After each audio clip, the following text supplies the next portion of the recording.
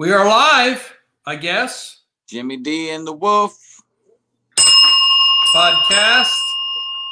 Some technical difficulties. False start. Oh man, that was an adventure. Yeah. So I had a pretty interesting segue into the evening. We came home from my mother's house, had dinner over there with the family, and we got a new puppy a few days ago. oh wow. Yeah, and the puppy, we kind of saved him because the mother had another litter and the puppy wandered over too close to the new litter, and the mom or the grandma, something like that, bit the puppy, and it's been gauzed up and had the cone of shame on and the whole bit. So we've been nursing this puppy back to health, and we had just walked back in to my mom's with the family, or from my mom's rather. And we walked in, and the technician was here to work on our alarm on Friday, and it's been acting funky ever since. So we walk in, and I go to turn the alarm off, and my code didn't work. So the alarm starts going off, and it's so loud. It's mind-numbing how loud that thing is. And I've been standing in front of guitar amplifiers for most of my life. And it was so loud, it was almost like the puppy freaked out and scratched his little spot. So it was going, woo, like unbelievably loud. And then the puppy starts bleeding all over the place. It was pandemonium. And I get the alarm people on the phone, and they're like, I can barely hear this lady. My family's standing outside, and it's like 30 degrees, right? They're standing outside to get away from the most obnoxious sound you've ever heard in your life. And I finally get the alarm people on the phone, and the lady's like, you need to get a screwdriver, a Phillips head screwdriver. And I'm like, look, I'm not a technician. I'm not doing that. I need you to make this sound stop, like now. And she's like, well, we're going to have to send you an email, and for you to cancel your service, you'll have to write in a letter and write a letter to us with the service number and all this stuff. I'm not going to put them on blast which company it was, because the one lady was pretty nice, and I ended up having to talk to like 5 people. It was 45 minutes, and mind you, the whole time this alarm is blasting me in my soul, man. It's like so loud.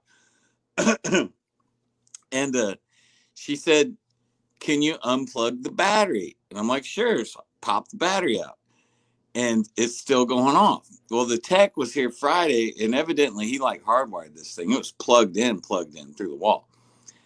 And she said, can you unplug the battery? And I unplugged the battery, and I said, I unplugged it. And she can still hear the alarm going off. And she's like, well, the battery is a rectangular white thing. I'm like, no, lady, I know what a battery looks like. I have the battery in my hand. And it's the puppy still bleeding, and like all hell's breaking loose on the home front, And she's like, well, I'm going to get you to somebody that can stop the alarm now. So she sends me to another person. And the whole time I'm like, I need to cancel my service with you guys like immediately, like in the next 5 seconds. I need to just pump brakes and be done doing business with your company. And so I get on the phone with the lady that supposedly could make the alarm stop. And she was very understanding. I'm like, my family's standing outside in the cold.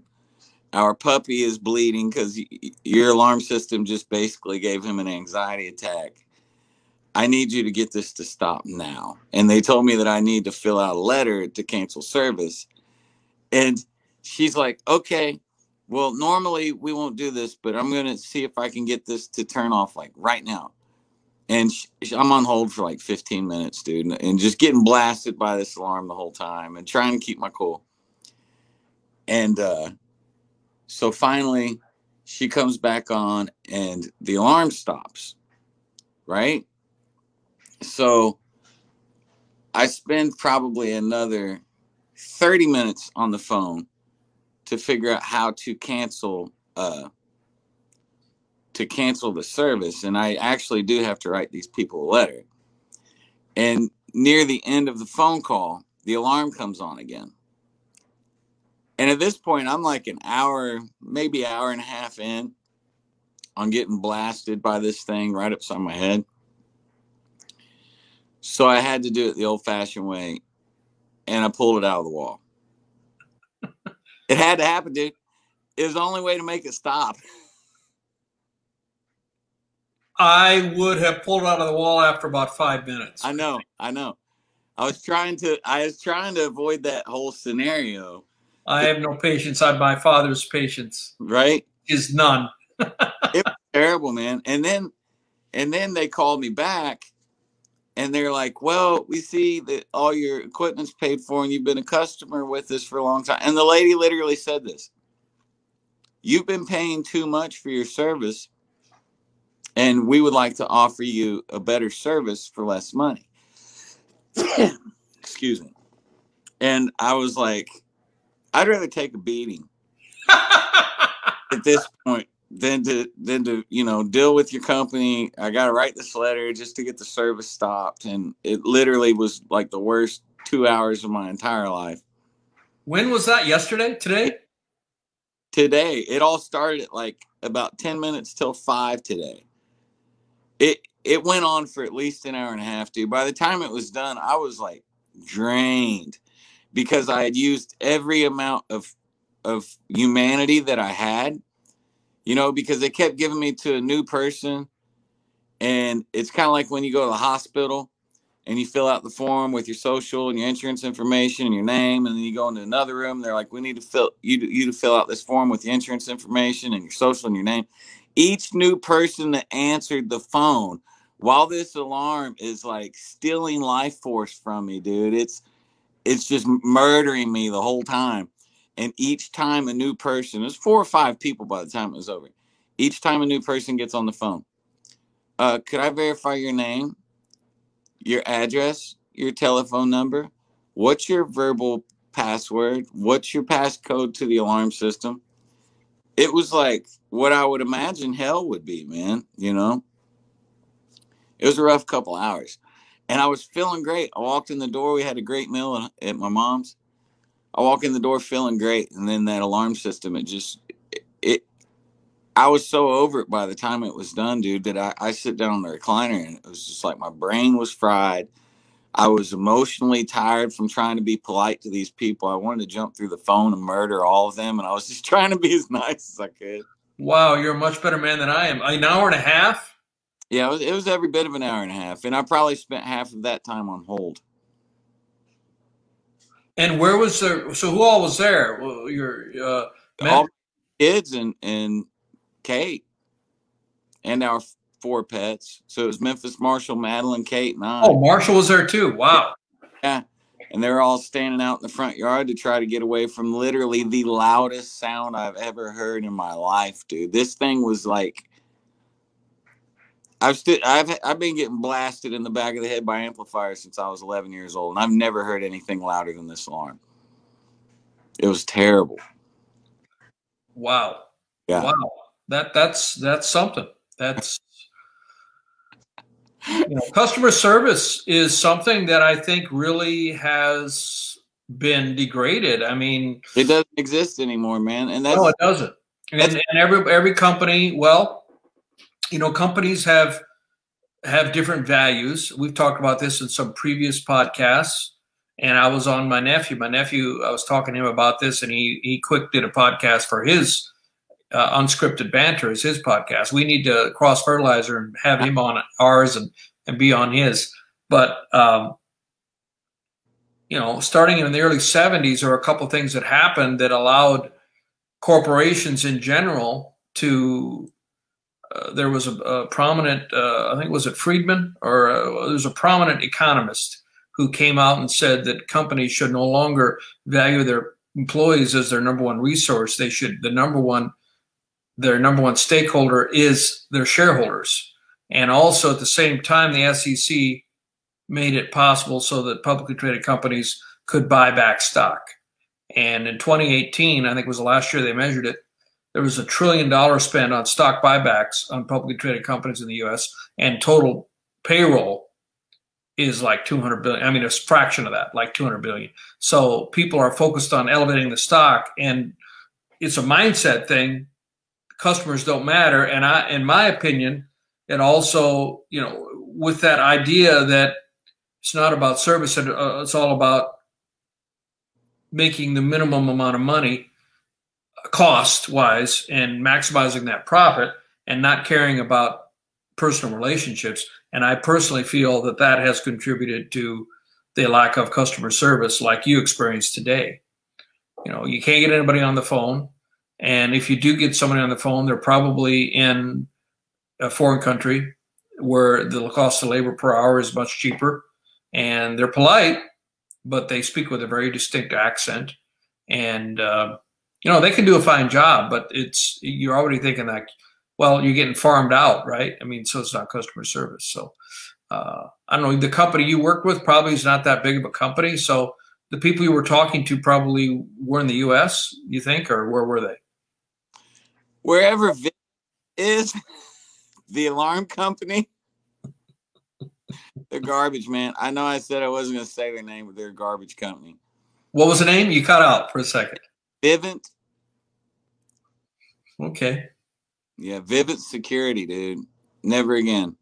They'll never get another cent from me. I never heard of them. Yeah, that was an Indiana company. Yeah, I've had them for like 5 years, and we've had problems on and off. And when I tried to cancel it before, we were wrapped up in the contract and all that good old stuff. But hellish experience with the lack of customer service. Well, I'm sorry you had to go through that, buddy. Oh, it's all good, man. It's interesting how it all has changed as quickly as it has. Ty Bowling says, but customers won't typically pay more for a product that has good customer service. Well, that's possibly true. Yeah, I mean, that's the other side of the coin. Will customers pay more to have better customer service?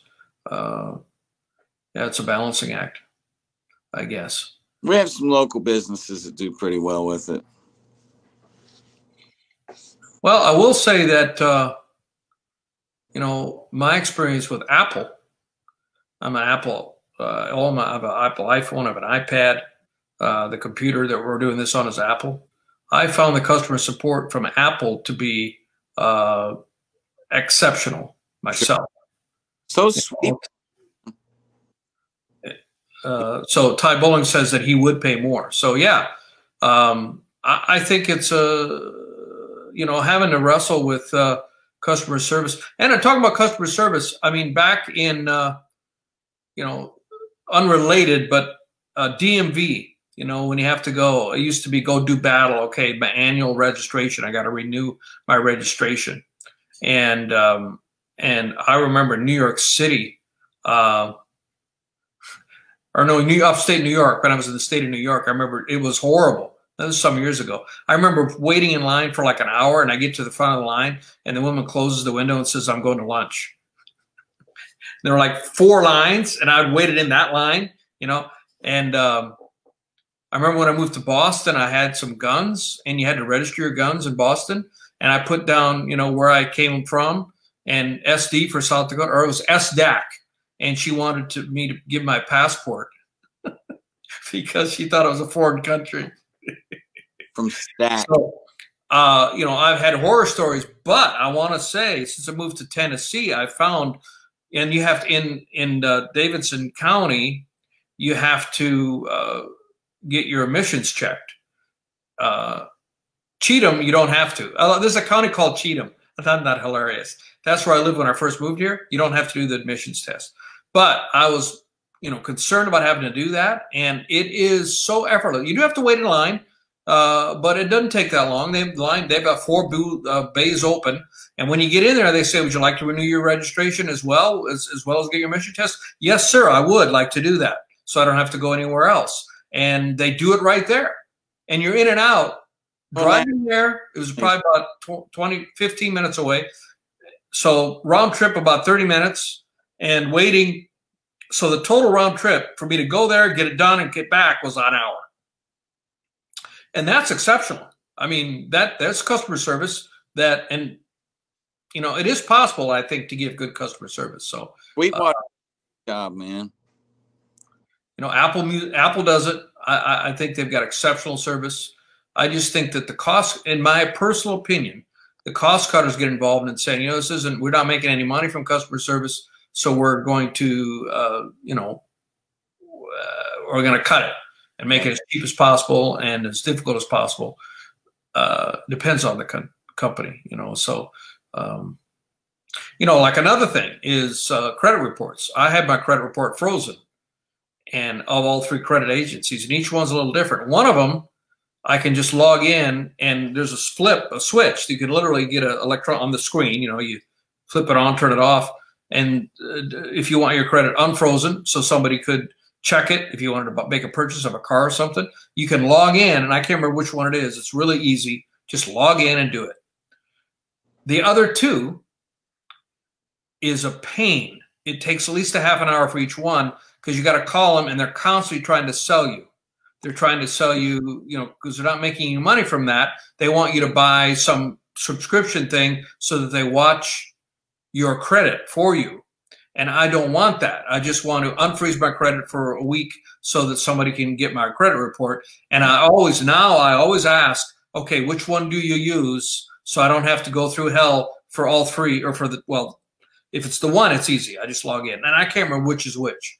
I probably should know. I'll give props to the one that is so easy. Is it Equifax is the easy one, I think? Equifax, Experian. There's one more. Equifax, Experian. The other one starts with an F, right? I don't know. Let's see if I got it here, written in my book. Experian. Experian might be the one that I can log in. No, Equifax. Equifax is the one that I can log in. Experian, there's a PIN number, but you have to call in. There's a phone number here. So Equifax is a good guy. I like Equifax. It's easy to log in and unfreeze your credit and freeze it again. They're not trying to. I mean, they would like to sell you thing. They all make money by the thing that monitors your credit, and that's how they make their money. But they at least have decent service that you can just go in and do what you need to do.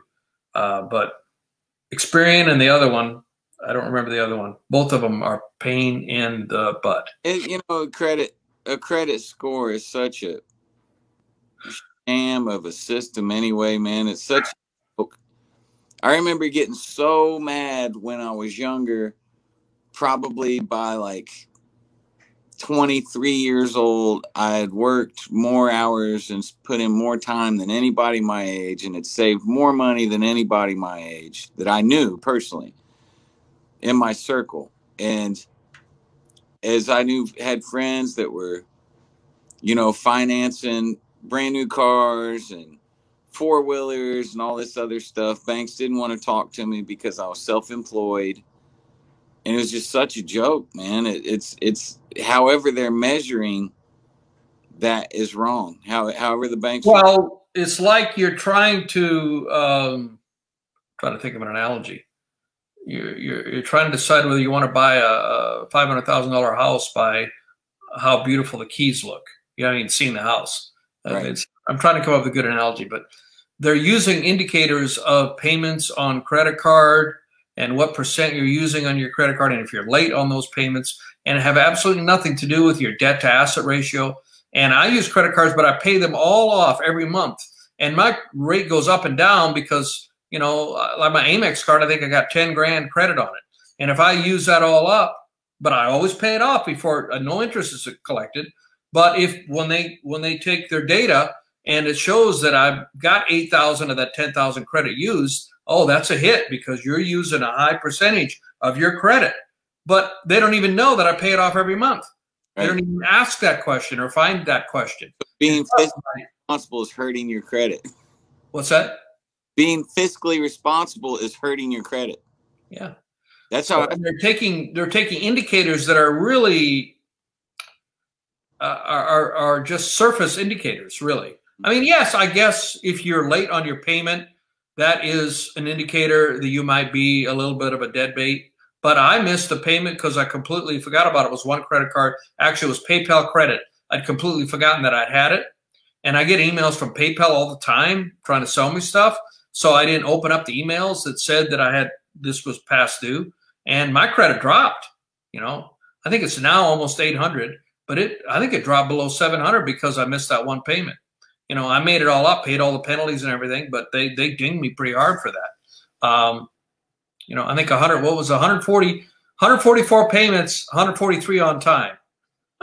And it dinged my credit rating like 100 points almost. It's back up to where it was, but and what they're just bad metrics that they're using. It is. It's a bad measure. It's well, it's interesting. I was thinking about it. It's like, okay, here's an analogy. I'm pulling out a guitar-related one. It's like trying to buy an electric guitar and deciding how good it sounds by the color of the knobs. Right. Yeah. Or what it looks like, which most people do that very thing. True. How pretty is it? Oh, it's beautiful. It's going to sound great. When they have absolutely nothing to do with each other. Right. Anyway, you were going on a subject. What were you going to go towards? Well, you know, I was just thinking about how we had talked about Italy and kind of this phenomenon that's happening not just in Italy, but I believe Japan, Korea, and now all of a sudden, because of a lot of the policy implemented about immigration, now it's happening in the United States. Yeah. The demographics of really not enough people being born to hold up the economies and the workforce. Well, it's a problem, and I think we've talked about it before, but it's a problem, and every developed country is facing this to some extent. And the worst ones, it's the birth rate per adult woman is, you need 2.1 to maintain your population, and South Korea and Italy are some of the worst. They're down to about 1.1. So their population is decreasing and getting older because you don't have any young people. Have you ever seen the movie? I don't remember what it's called, but it had Clive Davis in it. The first 17 minutes was one take it was just one continuous take of a car chase with a lot of action. It was an amazing movie. But basically the premise of the movie is that fertility had gone in the toilet, and the youngest person, nobody were having babies because they couldn't, because now fertility rate is down, and a lot of couples have difficulty getting pregnant. And is it the chemicals in the food? Well, what is it? But there's something about our world that makes fertility, it's hard to get pregnant. How many times you say trying to get pregnant? And so if you extrapolate that, where fertility has completely fallen off the cliff and nobody can have babies, so they in this dystopian movie, the youngest person in the world was 17 years old. Nobody had a baby in 17 years, and it became very dystopian.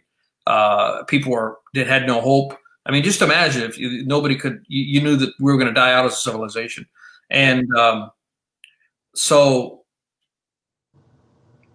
that's an extreme example.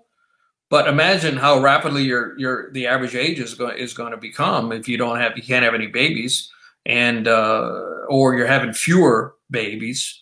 And Japan has got a real problem because they have a low birth rate, but they also have the longest life expectancy of any country in the world. I mean, if you're Japanese, you're man or woman. Women have longer, but both of them are in the 80s average. I think maybe 88 for Japanese women. And men are in the U.S., we're in the 70s, mid-70s. So our life expectancy is like 10 years less on average than Japanese. So you combine that low birth rate and high life expectancy, you got a problem. I mean, you got a lot of old people and not enough young people producing to pay for it, to produce, to keep the company going and the economy going. So Italy's got a problem their demographics is the fewer and fewer people having babies, and so some people watching this or listening to this may have heard that there's some of the people that are there, the young people are all going to the big cities, which is a common thing in the U.S. also. Rural areas getting hollowed out because young people want to go where the excitement is. And so these rural areas in Italy these cities are dying. And there was a big thing about a year ago or 2 years ago where it was in the New York Times that they were going to auction off properties in one of these little towns in Italy for $1. Well, the fine print was that's the starting price. And some of these places were just a hole in the ground where there was a foundation. There really wasn't even a property. So, but now it's in the news again. A bunch of small towns have started to do that. But there's one town that's doing a little different. It's not an auction, but they said, here's my email. The mayor says, here's my email. Email me if you're interested, and I'll try to match you up with a property. But we want new lifeguard coming into our town. And it's intriguing. I love Italy. It's my favorite country in the world to visit. And it would be really cool to have my Italian vacation home. How often would you go there? To fly across the Atlantic to get there. And the small town, you probably, even once you landed, if you landed in Rome or wherever you would land, how long would you have to be on the road? I mean, bus, car, how would you get there? I don't know. Train. All of these things would need to be figured out. But it's a romantic thing with attraction. And most of these are probably the south of Italy, because in northern Italy from Rome north is more of the industrialized. So most of these towns are south of Rome, would be called southern Italy. And yeah, I'd love to have a property. It'd be fun. It'd be awesome, wouldn't it? Heck yeah, it would. Especially you can get them on the cheap. I'll send you. Did I send you the link for the one? No. See if I can find it here. Oh, I'd love to see it.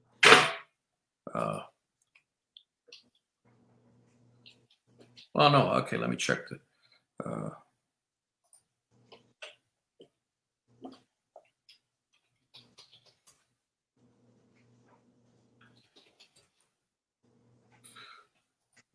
Italian house for $1. Well, there's a whole bunch. Yeah, here's one. Cinque Frondi, the COVID-free Italian town selling dollar houses. This is from the 10th of June. And here's one.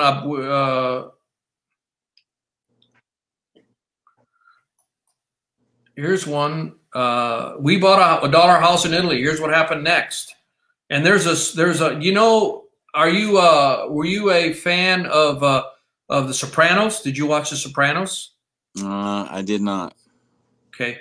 Well, Lorraine Bracco was the actress who she was in Goodfellas also. She was the wife of the Ray Liotta character. And talk about a long opening cut to a movie.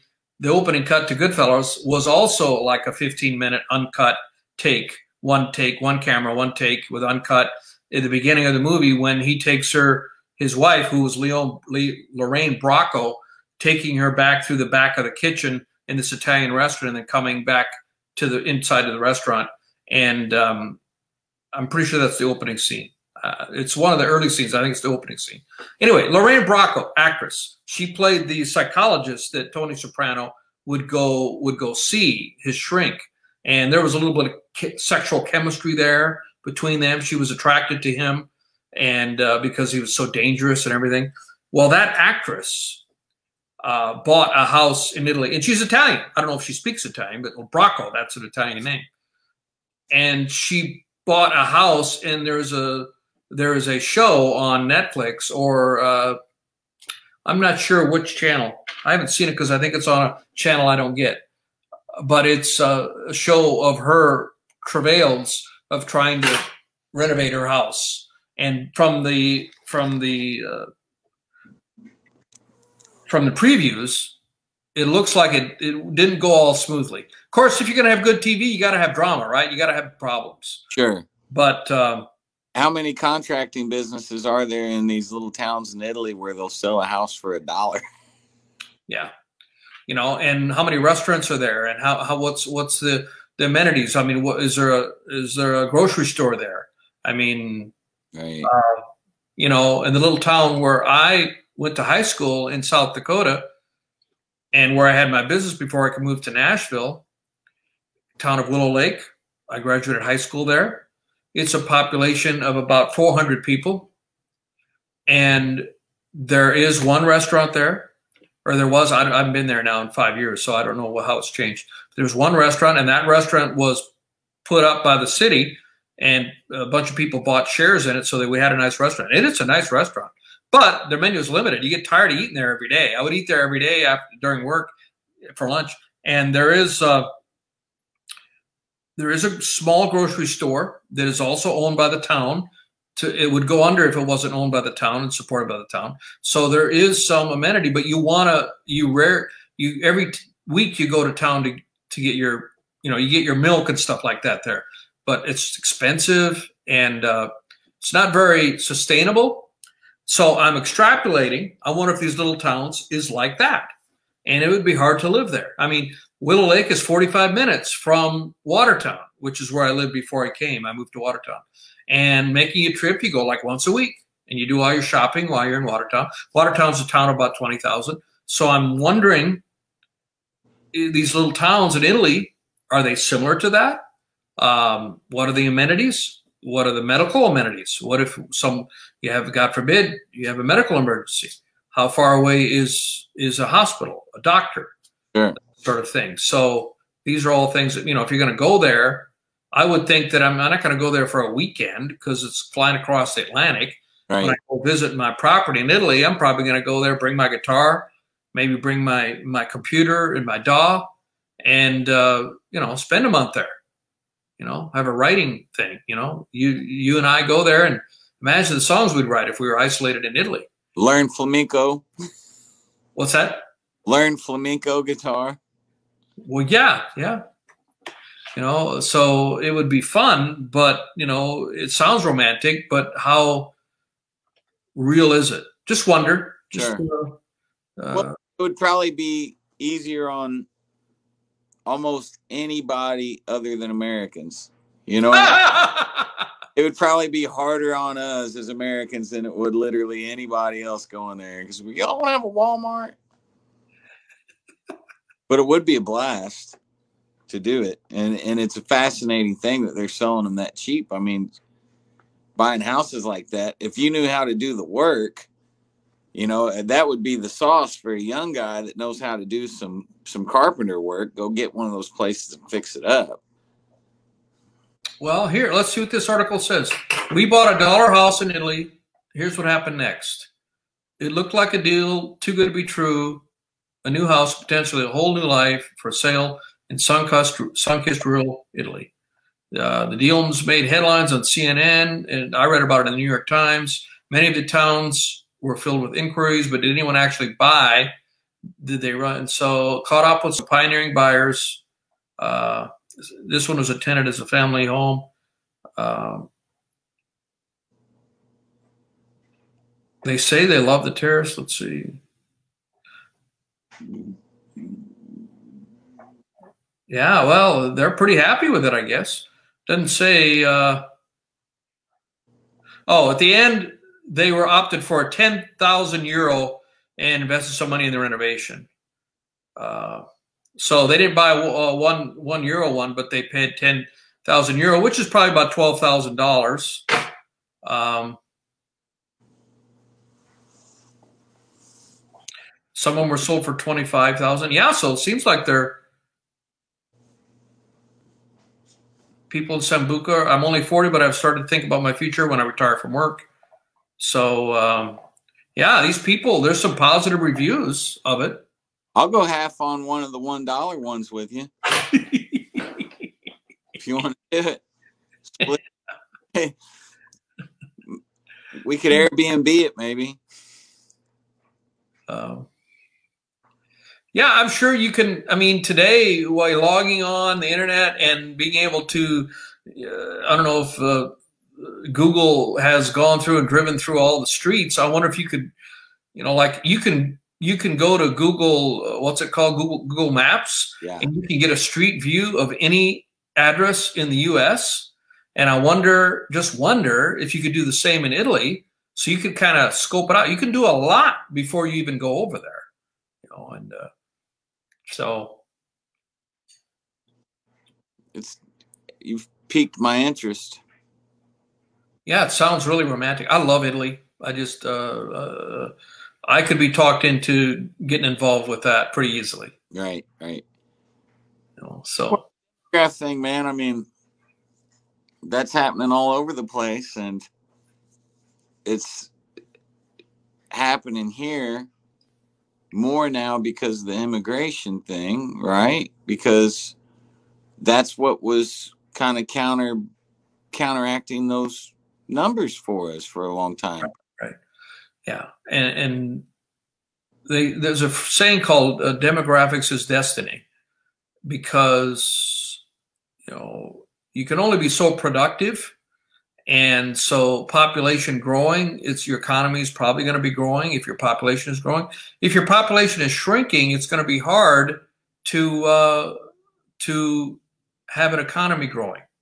So, and if your population is aging versus if you're having, I mean, think of all the purchases that come with getting married and having kids. Yeah. You got to pay for a wedding. You got to pay for a honeymoon. You have, and then you have kids. You've got doctor appointments, and you got a crib, and you got well, you got 3 kids. So, you know, there's some costs, there's some expense there. There's some stimulation to the economy, right? Sure. And then saving for their college or whatever you're saving for. And all of that, it just in general. And I mean, seeing that movie, which I can't remember the name of it, but it had Clive Davis in it. The one where the youngest person was 17. It just gave a picture of people who were just giving up on life because, you know, babies, having kids running around, there's just something about that. Even if they're not yours, even if they're strangers, there's something about a society that has young people coming up. And even if you just read about it, you know, but if you know that nobody's having kids and I mean, I think it would put a society into a negative frame of mind. Absolutely. And so, I mean, it's cycle of life. I mean, you get older and you want to give a hand up to somebody that, like somebody gave you a hand up sort of thing. You want to mentor someone. And if there's no one there to mentor, you know, it kind of, you have less meaning. So, yeah, I think it's important to keep the fertility rate up.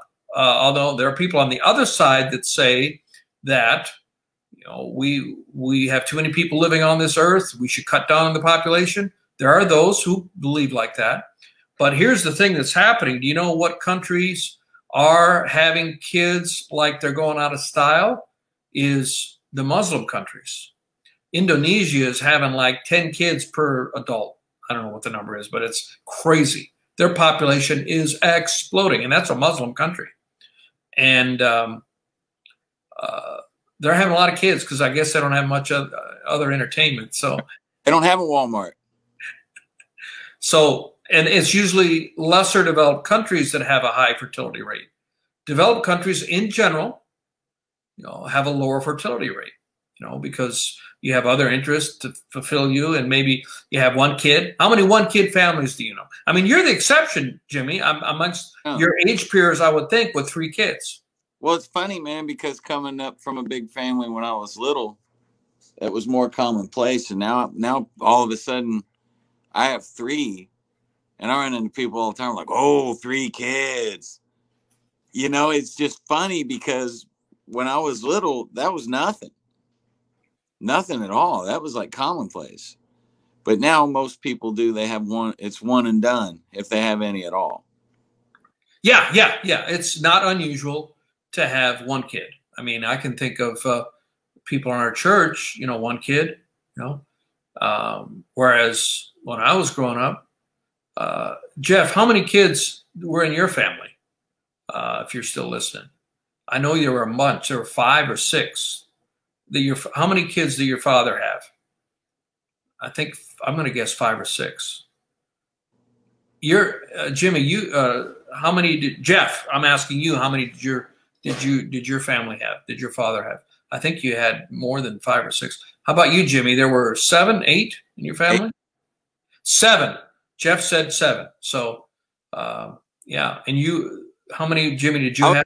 List of 7, and then my father had one that was older, but 7 from the same mom. Okay, 5 boys and 2 Ireland's.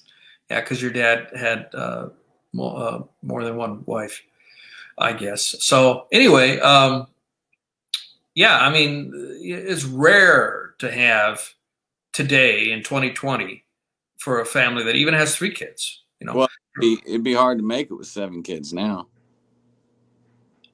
You'd be hard pressed to get by, you know. Oh, I got you. Financially, yeah. Standard of living is different. Wow, 4 wives for your dad? Okay, and I can't find one. So you know, what do you do? He was a real glutton for punishment, huh? Yeah. Hey, Jeff, what do you think of buying a property in Italy for $1? Does that interest you at all? I need to meet Jeff. He's a Hoosier. We both come from 7 kids. Jeff and I need to meet. We're going to have to take a trip out there so I can meet this guy. Oh, yeah. We did have a gig arranged in November, but it got canceled. So hopefully we're still going to be Jeff said he would be interested. I think the was for he'd be interested in the Italian thing. I'd come there. Yeah, you could come and visit. You could hang out for a month if you'd wanted to. Well, it turns out, as luck would have it, we're going to have an Airbnb. It's only like what could we afford to do? Like $1 a month Airbnb if we buy it for $1? I don't know. I mean, I'm sure people have thought about that, but then again, if it's off the beaten track and it's not near any tourist attractions, you know, I mean, these are not that close to like the Vatican and Rome and the Colosseum and, you know, and then you go to Florence. These are far away from those tourist attractions. And Venice, you know, I don't think you could buy a property in Venice for $1. It's not going to happen. Or Florence or Rome. But the way of life in Italy, it's a different culture. You know, it's European and Italian. I mean, and even within, I remember when I first was going to Europe on business, and I would refer to, and I was wanting to learn. I was hungry. I wanted to be like a sponge and learn everything about the cultures. And my I guess mentor or my counterpart, Jean-Claude Cardinal, is a Frenchman. He worked for DuPont in Europe, and he was my cohort that would take me around to visit these companies. And we became good friends. I always wonder what happened to him. I would talk about, well, Europeans are different than Americans, and he would say, Europeans, you can't compare. We're not all the same. You get from an English person to an Italian, they're so far away. We're not all one culture. You can't just say Europeans. He would kind of get at me for saying that. He said, no, we're all different. We all have unique cultures. So, you know, there's a joke that the Japanese would tell. You know, there's a ship sinking. It's kind of a dumb joke, but it makes a point. There was a ship sinking, 33 cents. Jeff will put in 33 cents for his share. You can do it. So there's a ship sinking, and there's only enough room for women and children. So the captain of the ship, and it's a multinational clientele. And so the captain of the ship has to figure out a way to get the men to jump overboard, basically commit suicide. So it was by nationality. And for the Brits, it was, hey, it's a sport. Let's all jump in the ocean. It's all a sport. Let's make a sport out of it. The Germans, it was, you will jump into water. You know, order, because Germans follow orders, according to this joke. The Italians, it's illegal for you to jump in the water. The Japanese, it says, let's all do it together. It's a group thing. Let's do it together. And the Americans, don't worry. You can jump in the water. You're insured. So that was the Japanese joke way of looking at some of the different cultures. You know, it's a dumb joke, but it Right down the pipe, man. cultures are different. And Irish, I don't know what the Irish would be, you know, Water drunk. so you know, cultures are different, and it's really cool. Thanks, Jeff. It's kind of a dad joke, I guess, but yeah, culture is what's so interesting. That's why I love to go to Europe and other countries and experience their cultures, and that's where it's just so much fun learning from other people. So, well, we've been going for 45 minutes. You got any other words of wisdom there, sir? Well, we're only 66 cents away from buying one of these places. Yeah. Watching. Jeff, I look forward to meeting you, man. Yeah, we're have to get you guys in the same room. All right, Jimmy D and the Wolf. We'll see you next time.